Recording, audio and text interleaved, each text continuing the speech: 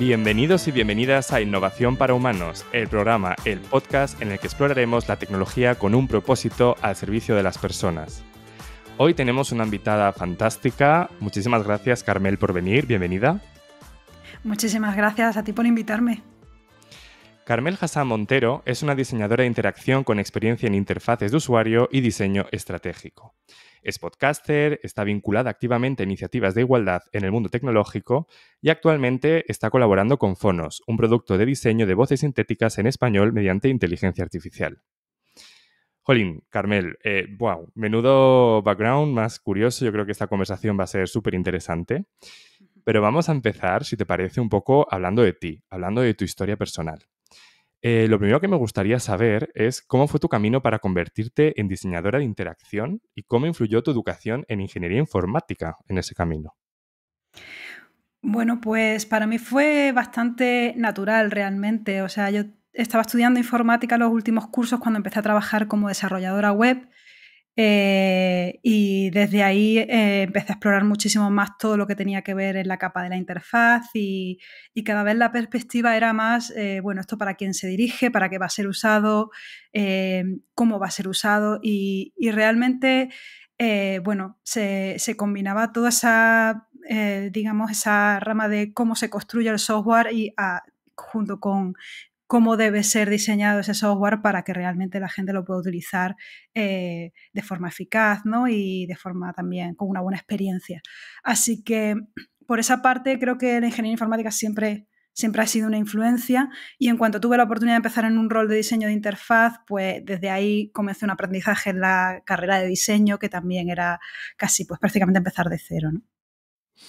La verdad que es súper interesante porque, bueno, el sentido un poco también de este podcast está un poco ligado a esta idea, ¿no? De no solamente hacer cosas, sino hacer cosas que sirvan a los usuarios, ¿no? Que permita a la gente, a los humanos, poder interactuar. Entonces, tu Claro. rol yo creo que es súper importante, pero seguro que hablaremos mucho más, pero no sé si se te ocurre algún ejemplo de algo que está muy bien hecho o algo que está muy mal hecho, así como también para que la audiencia entienda un poco la relevancia de estos roles. Bueno, yo creo que seguro que la audiencia se ha topado alguna vez con software administrativo que se podría estar digamos, en el extremo de cosas que no están para nada pensadas para las personas, tanto por el lenguaje que utilizan como por la, bueno, cantidad de información que te presentan, que te solicitan. Eh, eh, hace que cualquier trámite sea incluso más complejo de lo que podría ser en la vida real, ¿no? Bueno, en el mundo analógico, digamos. Eh, y en caso, bueno, buenas experiencias de usuario, software maravilloso, yo creo que son sobre todo la prueba de que son buenas experiencias que la gente lo utiliza todos los días y constantemente y les encantan, pues vemos, pues no sé, a mí un ejemplo me gusta mucho es Spotify, que a pesar de que tiene sus problemas de diseño y tal, pues sí son software que están diseñados y pensados para crear experiencias muy optimizadas para el entretenimiento, el disfrute de la cultura musical, etcétera, etcétera. Entonces, bueno, yo creo que hay muchos ejemplos en realidad podríamos encontrar. Qué interesante, sí. La verdad que espero que Spotify esté transcribiendo y escuchando esto, ya que le damos publicidad y me dé un poco Totalmente. más de visibilidad. Pero bueno, Carmel, también cuando te estaba presentando, hablaba de que eras una persona muy activista desde el punto de vista de Sí. igualdad.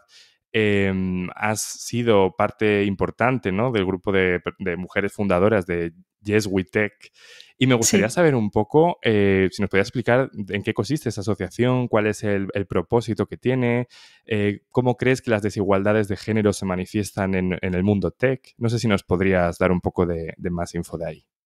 Bueno, Yes We Tech, bueno, nació en 2015 y empezamos realmente casi como un grupo de mujeres que se reunían pues para compartir experiencias de lo que nos suponía en ese momento pues trabajar casi completamente solas, ¿no? En minoría y en entornos altamente masculinizados, con todas las cosas que habíamos llegado a normalizar hasta ese momento desde la facultad, en el mundo laboral, ¿no?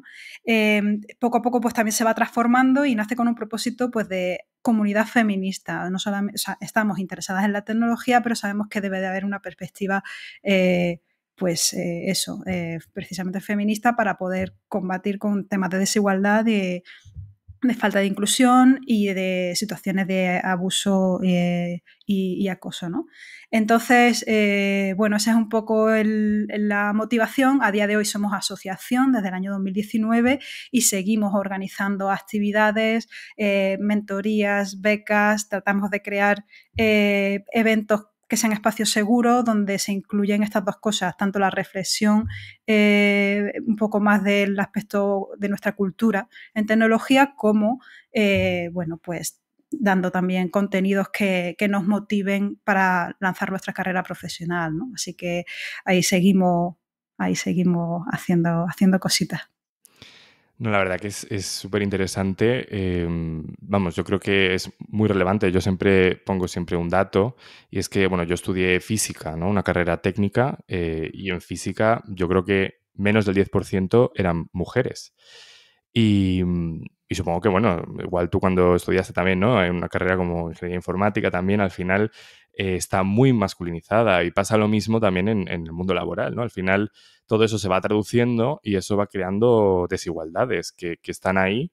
Y es verdad que es súper importante poner en valor que, pues eso, que estáis como mujeres reivindicando vuestro espacio y intentando luchar, pues bueno, por tener más representatividad y por tener, evidentemente, una equiparación salarial y cosas así. Que de hecho, bueno, traigo aquí los datos, ¿no? De un estudio que hizo Manfred, que me pareció súper interesante y que no tengo ahora en memoria los datos, pero lo pondré porque me pareció increíble, pero sí que se veía como, sobre todo, a mayores rangos, es decir, cuanto más alto era el perfil, el rol de una persona, más había brecha salarial entre hombres y mujeres, ¿no?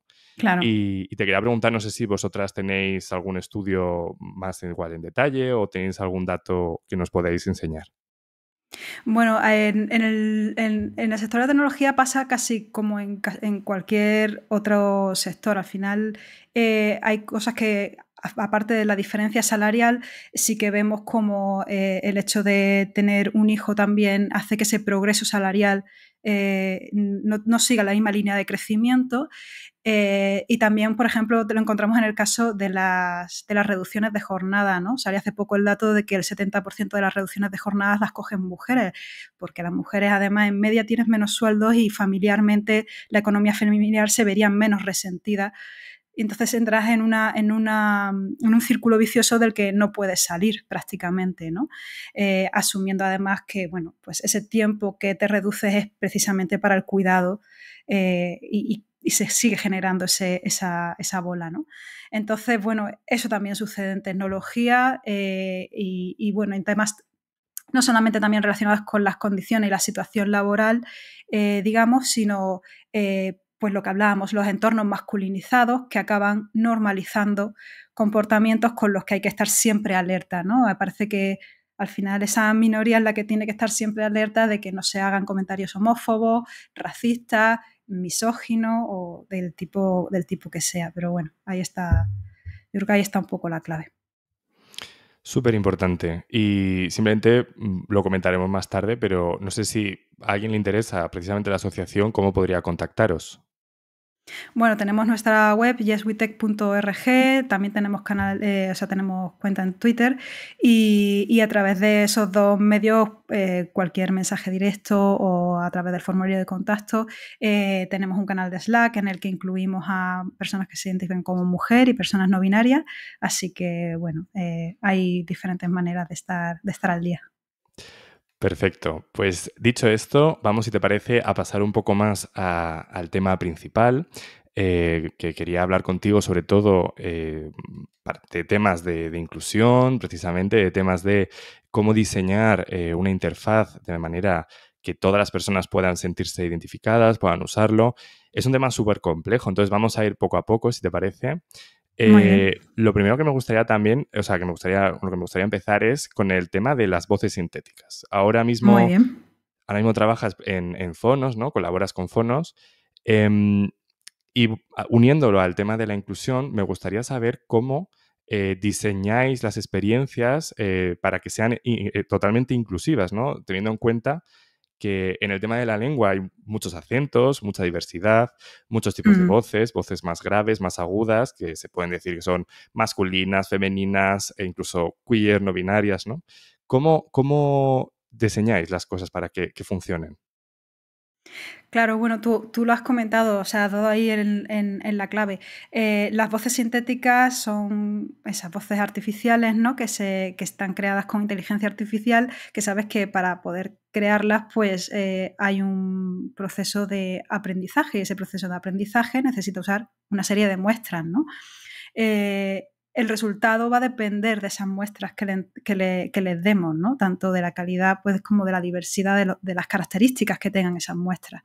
En ese sentido, pues para empezar, si queremos realmente llegar a crear voces que tengan diferentes acentos o timbres diferentes que puedan llegar con las que muchas personas puedan llegar a identificarse, necesitamos incluir en las muestras voces de personas que tengan esas características.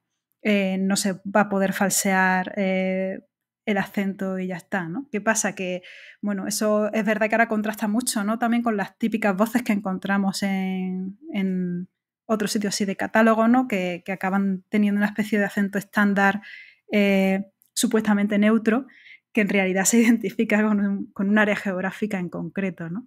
Entonces, bueno, sí, ahí parte una forma un poco de conseguir esa diversidad es a través de las muestras que le damos al algoritmo para poder hacer ese aprendizaje. La verdad que a mí me parece muy difícil, o sea, porque estás poniendo en la mesa de que al final necesitamos muchas muestras, ¿no? Un gran set de datos de poblaciones que muchas veces son minoritarias. Por ejemplo, ¿no? No sé, ciertos acentos son muy locales, ciertos tipos de personas, por ejemplo, con personas no binarias, hay muy poca parte de la población que se identifique como tal, con lo cual me parece un gran desafío. Y además, quiero pensar que igual en inglés está todo mucho más avanzado, pero en español, al final, aunque sea una lengua súper extendida en el mundo, todo esto ha llegado un poco más tarde y me preguntaba eso, un poco, o sea, ¿cómo lo hacéis más en detalle? Bueno, realmente ahora mismo lo que estamos intentando es primero hacer una demostración de las posibilidades de la tecnología, ¿no? Con acentos a los que sí tenemos más acceso, el caso, por ejemplo, de acentos del centro de la península o del sur de la península, pues estamos empezando a hacer esos experimentos para demostrar hasta qué punto podemos realmente bueno, llegar a conseguir esas voces que cojan esas características de habla. Una vez tengamos eso, nuestra idea precisamente es poder bueno, involucrar a más gente con características diferentes, evidentemente, que se puedan beneficiar también de eso que aportan, ¿no? Entonces, ir recogiendo, haciendo un poco un mapa de esos estilos de habla y luego, pues por otra parte, también tendremos que ir haciendo otro tipo de experimentos con la conversión de voz, que también es algo que ahora se está utilizando mucho, precisamente para conseguir que una persona hable otro idioma, ¿no?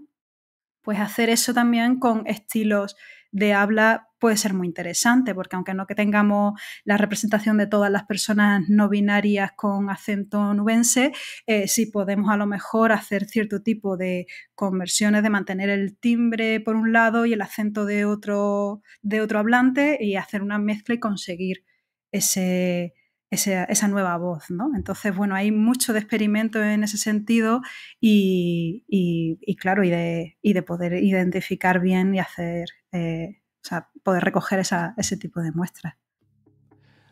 Hola, aquí Alejandro Pérez desde el futuro con un mensaje importantísimo para ti. Si te está gustando esta conversación, este podcast, si te gusta la temática y quieres que este proyecto crezca y siga adelante, es importante para mí, ya que el proyecto es independiente, que te suscribas, que lo compartas y que por favor te suscribas a la newsletter Innovación para Humanos, la newsletter. Encontrarás toda la información en innovacionparahumanos.com y en ella, en esa newsletter que te mandaré una vez después de que se publique cada capítulo, te haré un resumen del mismo, te contaré cosas especiales que seguro que en la conversación no nos ha dado tiempo y también puede que haya algún contenido especial de vez en cuando. Así que si te ha gustado, solo tienes que suscribirte, es completamente gratuito, lo será probablemente para siempre y a mí me hará poder crecer este proyecto que nos gusta tanto a ti como a mí. Así que por favor, no te olvides. Sigamos. La verdad que es que cuando lo estás comentando me parece increíble, ¿no? Porque siento que hay como dos velocidades. No sé si estás de acuerdo, ¿no? Porque por un lado está Hmm, todo esto que nos estás contando, que es de vanguardia, que me parece que está marcando el camino y la tendencia. Pero luego, a la hora de la verdad, tenemos a Siri, a Alexa, a todas estas voces que en la práctica no han variado desde hace ya muchos años, ¿no? Y lectores de Google, incluso estoy pensando en personas, por ejemplo, con problemas visuales que tienen, claro. sí, que les leen, ¿no? Como aplicaciones que les leen los textos y tal, y siguen siendo voces súper robóticas. Entonces, me preguntaba eso, ¿cómo una voz sintética o una voz incluso clonada, ¿no? Puede ayudar a que, no sé, mejore un poco la experiencia en general. Pues bueno, es verdad que las voces como Siri y la de Google y tal, bueno, al final son voces de marca, es normal que traten de mantener esa identidad de marca durante mucho tiempo, ¿no? Aún así sí que tratan de introducir siempre mejoras y también en temas de accesibilidad estamos un poco a la espera de qué va a pasar con iOS, ¿no? Que a final de año lanza su tecnología para poder clonarnos la voz directamente a través del teléfono. Entonces, bueno, es verdad que habrá que ver cómo lo integran en todo ese universo, ¿no? de tecnología que tienen. Em, y creo que me he perdido con la pregunta que había hecho al principio. Me decías que... Que, por ejemplo, eh, eso, ¿cómo pueden ayudar a personas que tienen problemas vale, visuales, por ejemplo? efectivamente.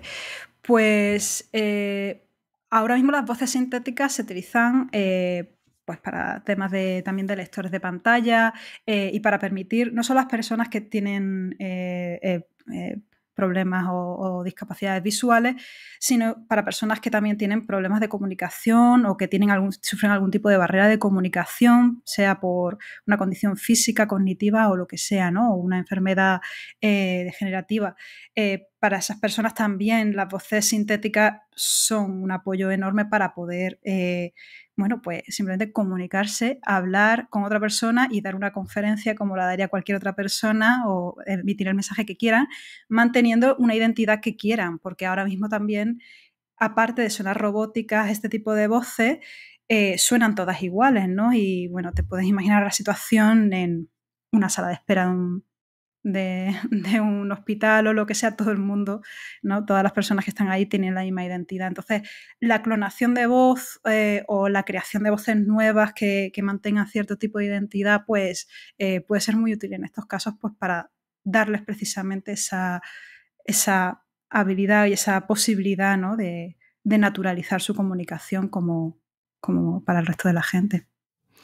Es que es súper importante, yo creo que has dado con un punto que yo considero vital, que es eso, la identidad, ¿no? Al final, la voz es algo súper identitario y no me puedo imaginar eso, las personas que por una enfermedad, un accidente o X circunstancia la pierden o sea, tiene que ser algo complejo, ¿no? Y claro, al final tener la misma voz que todo el mundo, una voz súper robótica que no te representa, tiene que ser un gran gap, ¿no? Que al final, evidentemente, por muy bien que esté clonada una voz, nunca va a ser como la tuya. Yo entiendo que nunca vamos a llegar, Claro, por supuesto, a esa perfección, pero entiendo que ya el hecho de que se parezca más, de que tenga tus acentos, tu manera de hablar, eh, incluso que incluya palabras de tu zona, que claro, parece, claro. quiero decir, que no es evidente, ¿no? Porque al final yo entiendo que igual, no sé, en Madrid leemos unas siglas de una determinada manera, igual en Santiago de Chile lo leen de otra completamente distinta y entonces queda súper raro en cierta zona, Claro, ¿no?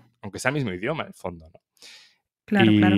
Y sí, sí. Sí. Sí, sí, ahí el tema de la clonación es súper interesante porque también hay niveles, ¿no? Y también lo estamos viendo con las herramientas que están saliendo a disposición, ¿no? En el mercado de la gente, que depende de las muestras que le des, tienes un resultado u otro, ¿no? Si le das poquitas muestras, pues lo que estamos viendo es que a lo mejor se mantiene esa identidad, ese timbre, ¿no?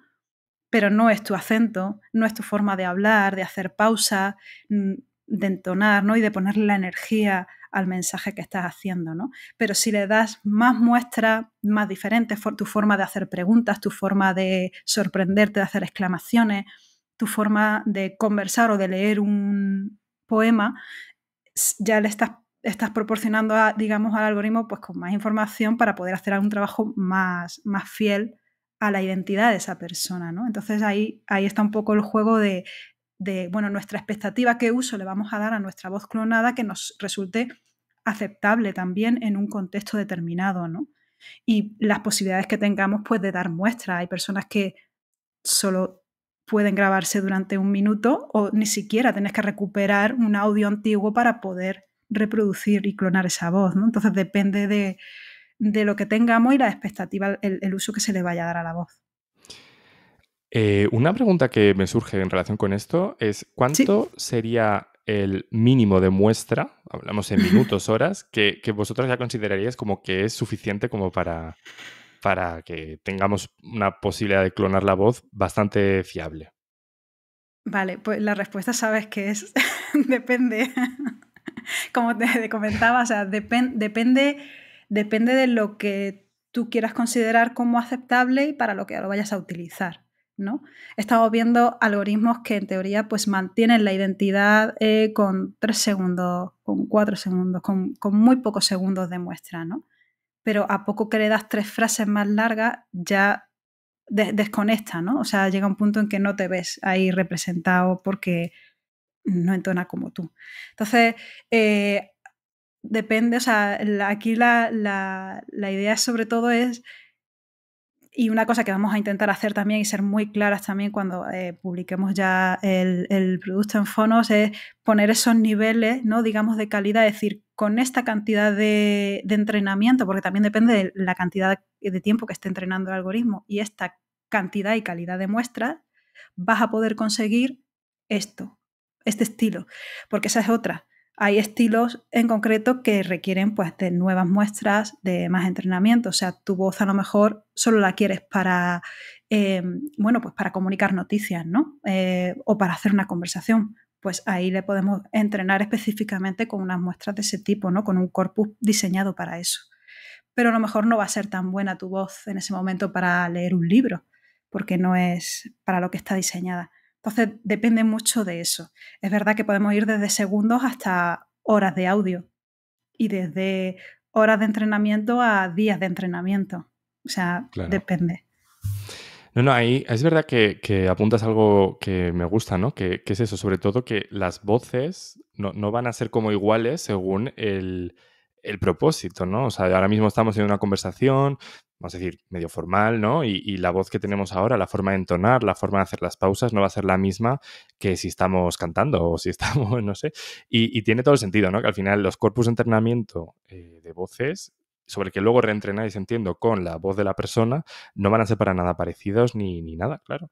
Pero es algo yo creo que confunde, ¿no? Porque yo creo que ahora estamos en el momento de ChatGPT que todo el mundo entiende que la inteligencia artificial, es que me hace mucha gracia ese concepto, como que solo fuera una, pues la inteligencia artificial es para todos los usos y de una forma totalmente transversal, cuando ojalá lo fuera, pero no lo es. Al final es ya muy difícil, entiendo, entrenar un modelo para leer un libro Claro. y como para tener uno que se adapte a toda circunstancia de forma automática y demás, ¿no? Entiendo que eso es un poco la dificultad, ¿verdad? Claro, claro, en el caso de GPT, igual que en el caso este que te ponía de lo de la muestra de 3 segundos que lo sacó Microsoft hace unos meses, ¿el secreto cuál es? El secreto es los grandes modelos de lenguaje y tener muestras de miles de personas, de miles de hablantes diferentes, con las que, como tú solo le das 3 segundos, los datos que no tienen de tu voz los cogen de otras muestras, ¿no? Nosotros, por ejemplo, diferenciamos esos dos tipos de clonación. La clonación en la que solo clonamos con tus muestras y con nadie más y partimos de ahí, o en la que tenemos que usar tus muestras, pero tenemos que usar voces de otras personas para poder cubrir ese espectro, ¿no? De fonemas que no encontramos o de estilos que no encontramos en tu voz. Hmm. Y ahora que, bueno, mencionas eso, nosotros, has mencionado Fonos, me gustaría un poco también preguntarte por, pues eso, por Fonos, ¿no? Que lo mencionamos antes, que es, estáis produciendo ahora, estás trabajando en colaboración allí dentro. Y me gustaría saber un poco que nos contaras, ¿no? ¿Qué es Fonos? ¿Qué es lo que estáis moviendo? ¿Por qué, ¿Por qué sois tan importantes o vais a hacerlo dentro de poco, ¿no? En la comunidad hispanohablante? Bueno, dime. Pues Phonos va a ser, bueno, ahora mismo es un editor de texto a habla, ¿no? Con el que poder crear contenido sonoro con voces sintéticas, ¿no? Vas a poder crear, pues eso, crear tu historia, elegir tus hablantes en cada momento y poder publicar ese contenido de audio con esas voces sintéticas. Lo que queremos en realidad y lo que nos gustaría es, por una parte, que esas voces, ese catálogo, por un lado, sea un catálogo diferente, diverso, con voces de alta calidad y además que la herramienta permitiese a la gente pues, comunicarse de forma, o sea, crear contenido pero en plataformas diferentes, ¿no? O sea, poder comunicarte en tu idioma pero también en otros idiomas, directamente poder crear tanto podcasts como presentaciones, como, bueno, poder usar esa voz a través de un API en otros servicios, o sea, disponer, digamos, de esa voz de diferentes maneras, ¿no? Y el objetivo un poco, por eso decimos, ¿no?, de romper las barreras de la comunicación, o sea, realmente es que poder hacer uso de estas voces sintéticas en diferentes lugares de los medios digitales, ¿no? Pues para poder seguir creando y comunicando sin que los medios de producción típicos, ¿no? Pues sean también un problema, ¿no? Sin necesitar un estudio, un micrófono profesional y una serie de cosas que no alcanzamos a tener todo el mundo, ¿no? Me parece brutal y eso, y sobre todo, pues que lo hagáis con voces en español, porque es lo que comentábamos, ¿no? Que yo creo que productos similares a Phonos hay muchos para inglés, porque ya Claro. empezó antes, ¿no? Y habrá un montón más de muestras, pero yo creo que, vamos, me suena, y corrígeme si me equivoco, en español solo estáis vosotros. Y al final eso, no sé si es algún podcast que... Luego, que se me ha olvidado comentar, quiero que me expliques del podcast que tienes con Nieves, pero creo que habéis comentado, ¿no? De que no es lo mismo hacer un modelo de inteligencia artificial, por ejemplo, en este caso, de generación de voces o clonación o llamémoslo como queramos, directamente con voces en español, que hacerlo con voces en inglés, en español o lo que sea y pasarlo a español, porque evidentemente se pierde la calidad, ¿no? Entonces, no sé si puedes un poco comentar eso y hilarlo también con vuestro podcast, que creo que es súper Claro, interesante. claro, o sea, exactamente. El cómo comienza ese proceso de creación de la voz, o sea, nosotras tenemos que, al final una cosa que hacemos es diseñar un corpus que trata de recoger los fonemas del español, ¿no? Para los hispanohablantes, pues son fonemas que, bueno, ya hemos aprendido, que son naturales en nosotros y que podemos utilizar, ¿no? Eso de alguna manera consigue que la calidad del resultado para las voces en español pues sea mayor. No tenemos que hacer ningún tipo de conversión de estilos ni nada de eso, ¿no? O sea, eso pues ya pone a disposición de muchísimas personas hispanohablantes la posibilidad de utilizar esta tecnología. Cosa que, bueno, pues en otros casos es cierto que otras empresas extranjeras pues sí que dicen que tienen voces en español, pero ya tienen marcado el acento en concreto porque te hacen esa conversión de estilo. O sea, a no ser que tú grabes en ese momento en español, pues no vas a poder hacerlo, ¿no? Entonces, yo creo que eso sí que abre muchísimas las posibilidades. Y bueno, no sé, o sea, el podcast también es nuestra excusa, por un lado, para divulgar también, ¿no? Y para comentar también todo este tipo de tecnologías que se están utilizando y para también hacer demostraciones de cómo va evolucionando. Una cosa que hemos escuchado en nuestra voz de marca Calliope, que comenzó la temporada también con una voz, resultado de la tecnología que teníamos en ese momento, y ahora cerró la temporada con una voz diferente también, pues porque la calidad de las voces que hemos usado es mejor, el algoritmo ha mejorado y todo eso. Entonces, bueno, cuando las máquinas hablen, que es el nombre del podcast, pues intentamos también hacer estas dos cosas, ¿no? Demostrar y mostrar voces que usamos y hablar sobre todo pues de esto de inteligencia artificial y voces sintéticas. La verdad que vuestro podcast es uno de mis favoritos y no te lo digo por decir, te lo digo de verdad, porque yo creo que lo abordáis muy bien. O sea, lo abordáis desde cómo utilizarlo hasta conceptos súper técnicos que yo nunca me había planteado, ¿no? creo que es la Parsodia, o ¿cómo es? Es que siempre me confundo. Prosodia. Prosodia. Sí, sí, sí. Pues términos como ese que no lo vamos a decir aquí, así que quien quiera que vaya a vuestro podcast y lo busque, pero son cosas muy técnicas de la voz que igual músicos conocen, entiendo, o foniatras, ¿no?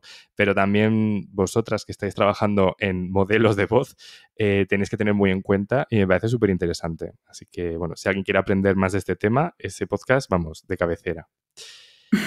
Y Muchas gracias. si te parece, Sí. vamos a hacer un poco, ya cerramos la parte de voces sintéticas, porque me gustaría también abordar otros temas un poco más genéricos, ¿no? De la parte de desarrollo de interfaces, de interacción, que es un poco tu profesión, tu rol, ¿no? Así un poco más amplio. Y me gustaría saber si alguna vez te has enfrentado a desafíos específicos, ¿no? O, más allá de las voces que hemos hablado, ¿no? ¿Algún desafío que creas que merece la pena comentar aquí? ¿Te refieres a temas relacionados con diseño de interacción, no? Sí, sí, o Em, lo que quieras. Bueno, yo creo que en temas de diseño de interacción, o sea, al final, el uso de las metodologías de diseño centrado en el usuario, supongo que el mayor desafío es poder realmente acceder, ¿no? Y poder investigar a la audiencia objetivo para la que estás haciendo ese producto, ¿no? Estándares de diseño existen muchos, hay mucha literatura, o sea, hemos aprendido mucho sobre cómo interactúan las personas, cómo piensan los humanos, cómo es el modelo, el proceso cognitivo y todo ese tipo de cosas, pero cuando vas a construir un producto nuevo y te tienes que enfrentar un poco a conocer quiénes son esas personas, qué necesidades tienen, en qué contexto se va a utilizar ese producto, pues esa es la parte también más, bueno, pues más interesante en realidad y más, es desafiante, pero bueno, es la que le da un poco el valor a lo que vas a hacer, ¿no? Entonces, bueno, siempre hay, bueno, pues depende de los recursos que uno tenga y el acceso a esos recursos, pues el proceso de investigación, pues, bueno, se acaba adquiriendo pues unas técnicas u otras, ¿no? Entonces, bueno, yo creo que ahí, no sé, por ir un caso más en concreto, hubo un tiempo en el que estábamos haciendo software para entornos sanitarios, y claro, había varias maneras de poder llegar a eso. Era o te plantas en una sala de enfermería a observar y ver cómo trabajan, o tratas de entrevistar directamente a profesionales de enfermería para conocer cómo es su trabajo. En fin, vas buscando, ¿no?, las formas en las que tienes de obtener esa información, ¿no?, para poder tomar decisiones lo más realistas posible. Hmm. Y yo creo que también, no sé, ¿eh? Me da la sensación de que también crear ese vínculo que permita trabajar con todos los miembros de un ecosistema, yo entiendo que eso también tiene que ser un gran desafío, ¿verdad? Porque en el caso que acabas de comentar, no solo los profesionales sanitarios son clave, que ya por sí mismos son un montón, sino también, no sé, las administraciones públicas que están detrás, los pacientes, los acompañantes de los pacientes. O sea, es que si te pones a pensar, es algo súper complejo y al final, pues cuanto más seas capaz de hilar en ese ecosistema, en ese círculo, ¿no? Entiendo que mejor va a funcionar lo que estés diseñando, ¿verdad? Efectivamente, claro. O sea, ahí forma parte ya, se mezcla también tanto el diseño de producto como el diseño de servicio. Es verdad que en muchas ocasiones puede parecer abrumador, ¿no? Es un poco como si no tienes en cuenta todas las cosas, todas las piezas, pues no vas a conseguir hacer un software que sea usable y tal. Y claro, eso, además de abrumador, pues parece inviable o inabarcable. Yo creo que sí se pueden conseguir pequeños éxitos en el diseño del producto, es decir, mejoras, cosas que realmente hagan que el producto vaya cogiendo valor, incluso acotando. O sea, había un punto, yo no puedo rediseñar el proceso por el cual la gente le van a citar en traumatología, ¿no? O lo que le van a pedir. O sea, había cosas que es como, vale, ahí no tienes acceso, pero sí sabes, sí puedes hablar con las profesionales de trauma y ver si la información de que disponen es realista o no es realista, y cuándo la disponen y de qué manera y en qué momento y en qué lugar es el mejor para ella para introducirla en el sistema y utilizarla, o sea, qué información van a necesitar. Entonces, bueno, con ese tipo de investigación y de análisis sí íbamos creando producto que estuviese un poquito más optimizado para lo que tenían que hacer, ¿no? Entonces, si no de otra manera, es muy complejo, ¿no? Pero todo se hace en paralelo. Tanto la educación y la cultura dentro de la propia organización de tu empresa, ¿no? De que está desarrollando el software con todos los agentes que toman decisiones, que son muchísimas personas más que la gente de diseño, ¿no? Si vas haciendo ese ejercicio de educación, pero bueno, vas con pequeños éxitos que van demostrando que se puede hacer un software de mejor calidad. O sea, totalmente. A ver, yo la verdad que aquí sí me sale la vena de físico y ya sabes que en física, pues no sé, tenemos una mesa, o sea, perdón, tenemos una vaca y decimos que es una mesa, por simplificarlo, si no decimos que es un punto. Al final, normalmente los problemas complejos, yo creo que en general en la vida, ¿no? Vale la pena tomarlos lo más simples posibles para empezar a solucionarlos y luego ya vamos dándole Claro, más complejidad, ¿no? claro. Entonces, sí, y sobre todo también que a veces, a mí me gusta mucho el tema de que en mundos como el sanitario, estoy seguro de que hay un grandísimo margen de mejora en muchas partes del servicio, que no es por culpa de los profesionales, sino porque, bueno, ha ido haciéndose como se ha podido muchas veces y tal. Y el margen de mejora es brutal e igual con una pequeña acción en un punto concreto mejoras muchísimo y no hace falta andar buscando mil vueltas, ¿no? Entiendo. Exacto. Exactamente. Y luego entender una cosa fundamental, y es que es muy básico, pero la usabilidad de algo no es un atributo, no es una cosa universal, no es algo que se da o no se da, ¿no? Se da para unas personas en un contexto con un objetivo. Y eso es importante, ¿no? Porque muchas veces analizamos desde fuera cómo está pintada, cómo es que se pinta en una pantalla, pero no somos capaces de ver qué decisiones han llevado a eso, detrás de eso que se pinta, ¿no? Por mucho que nos parezca súper horrible, ¿no? O lo que sea. Hay que pensarlo, meterse en ese profesional o directamente pues hablar con ese profesional y ver realmente qué es lo que está fallando y qué no. Totalmente. Si te parece, voy a preguntar una pregunta un poco más futurista, ¿no? Venga. Un poco también relacionado con todo lo que hemos hablado, ¿no? Hemos hablado de voces, hemos hablado de temas de vanguardia, ¿no? De diseño de interacciones mucho más inclusivas. Bueno, hemos hablado de muchos temas. Pero me gustaría también un poco ver tu opinión o tu punto de vista de cómo crees que la inteligencia artificial, el diseño centrado en los humanos, la innovación, todo esto va a conseguir o no que tengamos un mundo más equitativo, más accesible, no sé, ¿cómo lo ves tú?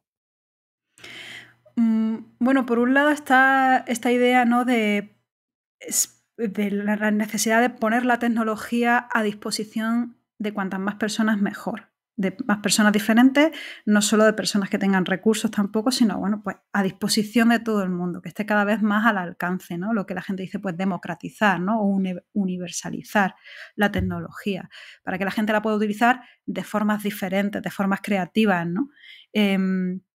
Creo que ahí está parte de esa necesidad, ¿no? de seguir haciendo tecnología, pero que no se mueva solamente en manos privadas, sino que también esté a disposición de todo el mundo, ¿no?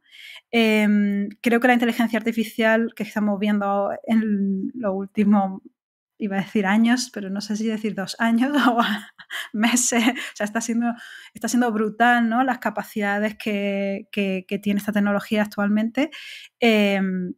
Y creo que debería hacerse sin dejar a nadie atrás, ¿no?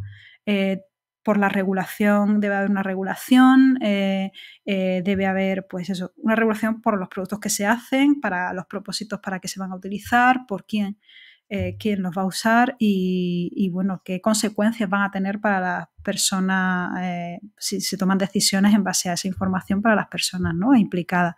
Entonces, desde luego ahí yo creo que tiene que haber, pues eso, ese tipo de regulación. Y ya por cerrar un poco, digamos, esta perspectiva desde el punto de vista incluso del diseño, creo precisamente que todo lo que se está evolucionando en temas de voces sintéticas, pero también diseño conversacional, la capacidad al final que van a tener las máquinas de generar respuestas en lenguaje natural y de poder comunicarnos con las máquinas usando nuestro idioma, digamos, ese tipo de interfaz, la voz como interfaz, mm, junto con nuestras interfaces clásicas que más se han utilizado, que son las gráficas, estas interfaces multimodales, nos van a abrir un abanico de verdad de posibilidades de nuevos productos mucho más ubicuos en diferentes lugares, sitios en los que ya no esperamos solamente una pantalla que esté ahí, sino que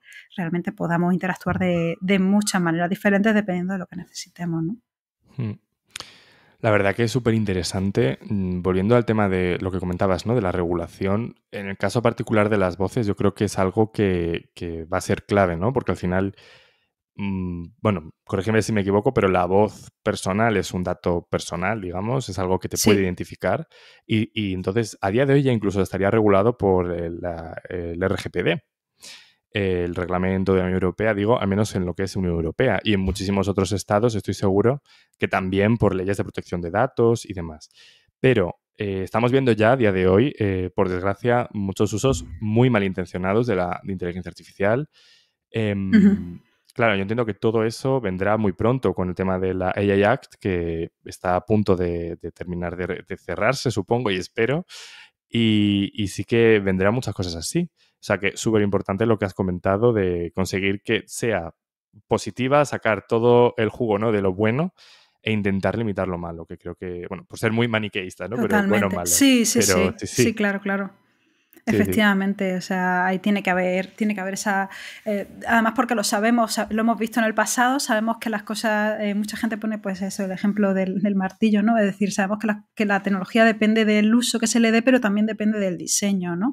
Si está diseñado, la web esta que está diseñada para desnudar a personas, el uso que se le va a dar ya sabemos cuál va a ser, ¿no? O sea, es cometer delitos directamente, ¿no? Y además contra las personas pues, de siempre, ¿no? O sea, al final contra mujeres y niños. Entonces, eh, está ese tipo de regulación por una parte, es decir, bueno, las tecnologías sí se puede diseñar, puede ser un juguete, puede parecer que es neutro y que no pasa nada, pero hay usos que deben de estar contemplados, que se puede usar mal y que el software o el servicio que esté a disposición pueda ser controlado por eso también, ¿no?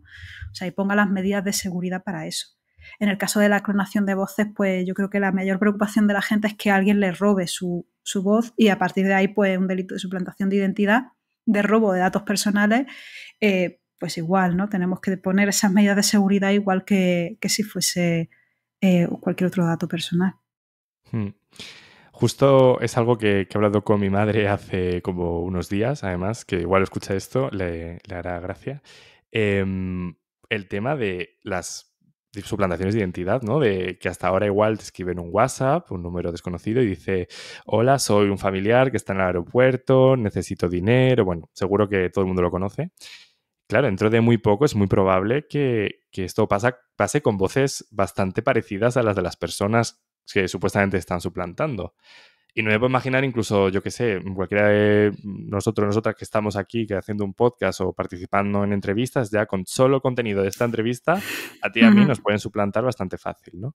Entonces, yo hablaba con ella y decía, vale, es simplemente como una mejora técnica, pero yo estoy seguro de que alguien que te conoce, por mucho que la voz, por decir, el canal sea perfecto clonado, que bueno, dudo que sea perfecto, pero pongamos que sea perfecto, yo entiendo que al final la clave va a ser en la manera de expresarse, las expresiones que utiliza la persona. O sea, yo creo que va Claro. a ser súper difícil replicar como mi voz a nivel canal y lo que yo digo, la forma en la que me expreso. O sea, creo que es súper difícil.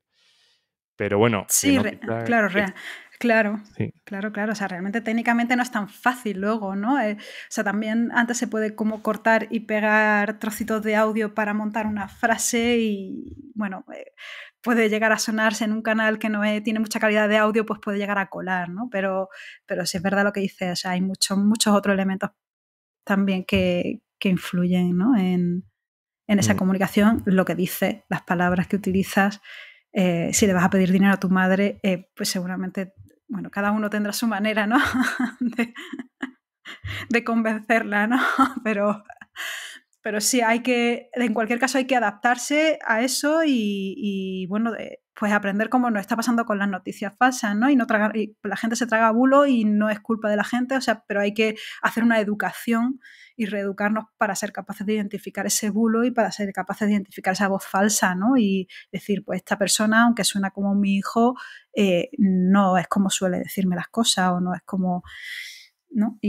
Y bueno, no reaccionar, no responder, en fin, ese tipo de cosas, ¿no?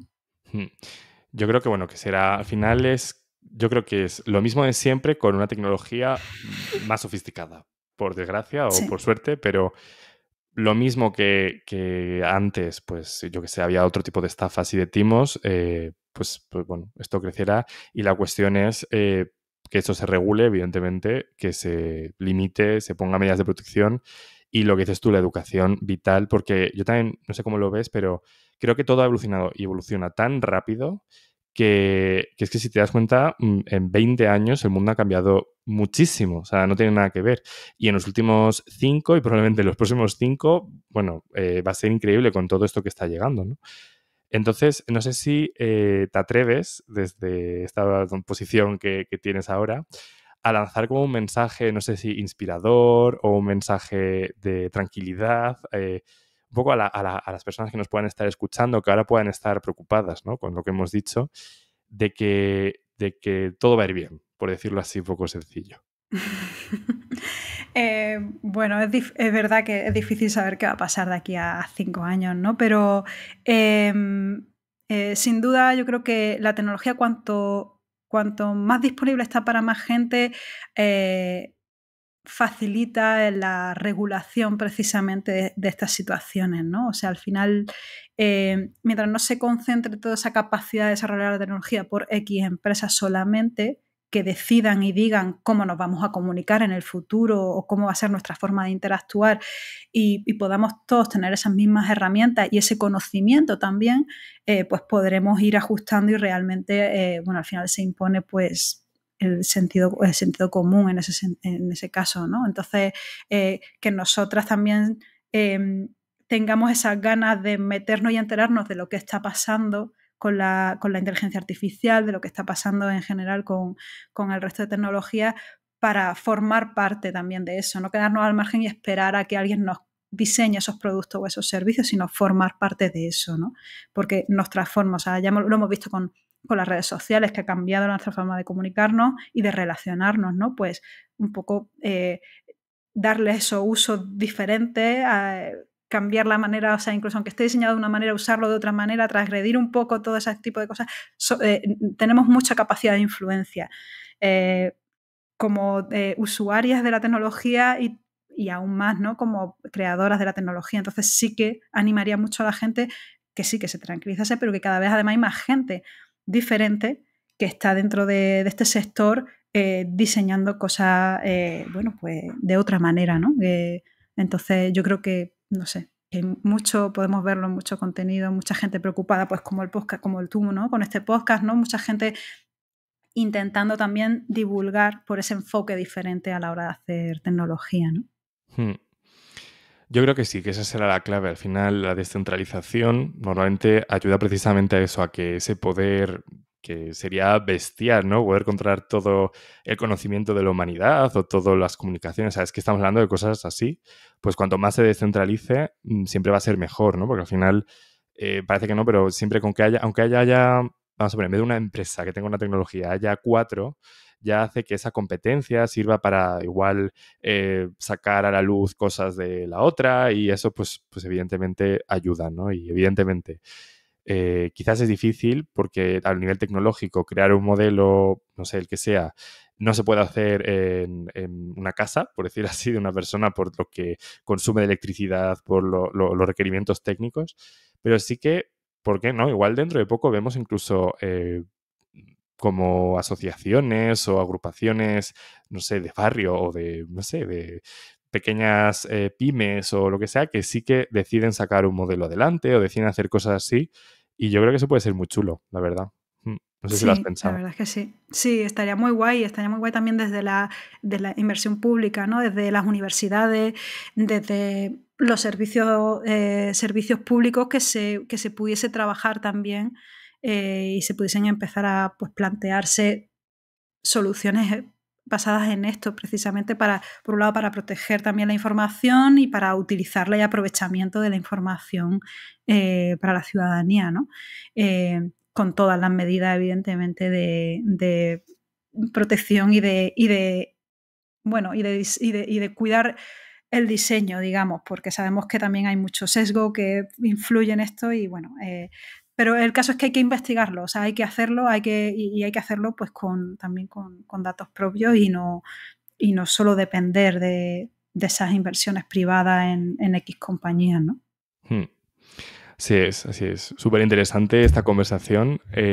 Vamos, yo me lo estoy pasando genial, pero no te quiero entretener y tener aquí horas y horas porque podríamos estar hablando todo el día, vamos, del tema. La verdad es que sí, yo me quedaba un rato más, ¿eh? Pero bueno, que vamos a ir terminando. Sí, tengo un par de preguntas para acabar antes de cerrar del todo. La primera es, ¿cómo la audiencia puede ponerse en contacto contigo si por lo que sea les ha gustado lo que has dicho, quieren aprender más, quieren conocerte? Y la segunda, si quieres lo contestas junto, es ¿qué podcast, libros, no sé, material recomendarías a alguien que quiera, por ejemplo, aprender de diseño de interacciones, incluso de voces sintéticas? Vale, bueno, pues yo sobre todo en redes estoy activa en Twitter, en X y en LinkedIn un poquito menos, pero bueno, en ambos casos buscando mi nombre seguro que dais con mis perfiles y por ahí podéis contactar conmigo. Y bueno, sobre recomendaciones, a mí me gusta, os recomiendo totalmente tu podcast, que todo el mundo escuche el que estaba en inglés. También merece mucho la pena, que quizá ya podrías plantearte traducirlo automáticamente al español. Me lo he planteado, no te digo yo que no. Y de hecho, ya tenía claro que iba a empezar uno en español cuando ha salido todo este tema, ¿no? De doblaje en directo y cosas así. Pero, sinceramente, luego lo pienso y digo, oye, pues no estaría mal en algún momento, si ya sale adelante todo y está bien, a cruzarlo, ¿no? Y poner en Claro. un podcast todo lo de inglés traducido y doblado y del revés, ¿no? Puede estar bien. Puede estar interesante. Luego a mí de diseño, en podcast escucho sobre todo cosas un poco más inspiradoras. Me gusta mucho el podcast de diseño y diáspora, que quizá habla temas más de igualdad, de inclusividad y tal, pero siempre desde esa perspectiva del diseño. El de Real World también me gusta mucho porque son entrevistas a personas también, habla más de producto y de marca, de estrategia, que también me gusta mucho. Y de libro, la verdad es que he vuelto a una relectura que me está encantando, que es de Brenda Laurel, ¿no? El de Computers as Theatre. Y me gusta mucho, pues son libros que están escritos antes de que empezara a hablarse de experiencia de usuario, en los años 80 o así, y que además comunican de una manera muy interesante cómo se veía entonces el futuro del diseño de interacción. Y el futuro es el presente, ¿no? Ahora, ¿no? O sea, cómo veía la autora, pues ese tipo de hacia dónde iban a evolucionar o cuál es el papel de la tecnología y de la interacción de las interfaces, ¿no? En nuestro día a día, ¿no? Así que, bueno, recomendaría eso, muchas otras cosas. En general, sobre temas de tecnología, todas las filosofías posthumanistas ahora, por ejemplo, me parecen súper interesantes para todas aquellas personas que les gusta precisamente hacer este análisis o estas metodologías de diseño centrado en el usuario, y hacer esta crítica humanista, ¿no? Y analizar más todavía en qué tipo de personas nos estamos convirtiendo con la mediación de la tecnología, ¿no? Entonces, bueno, esas serían mis recomendaciones. Muy, muy buenas, muy interesantes. Ha sido un placer tenerte aquí. Ha sido una invitada excepcional. Yo he aprendido muchísimo en esta conversación. Espero que la audiencia también. Muchas gracias. Sí. Y nada, que igual, quién sabe, esta conversación puede estar doblada pronto al inglés. Quién sabe, o sea, bueno, pues lo veremos, ¿no? Lo importante es eso, que sigamos todos aprendiendo, ¿no? Y evolucionando también en conjunto con la tecnología. Muy bien. Muchísimas gracias de verdad por la invitación, me lo he pasado genial y espero que a la gente que lo escuche pues le haya resultado también interesante y tanto si sí como si no, pues que nos lo digan y que lo compartan para que podamos comunicar mejor las cosas también en el futuro. Perfecto, pues muchísimas gracias también a vosotras, a vosotros que estáis escuchando. Si os ha gustado, compartid, dad 5 estrellas, dad al like, todo eso que ya sabéis. Y nada, nos vemos pronto. Hasta pronto, chao.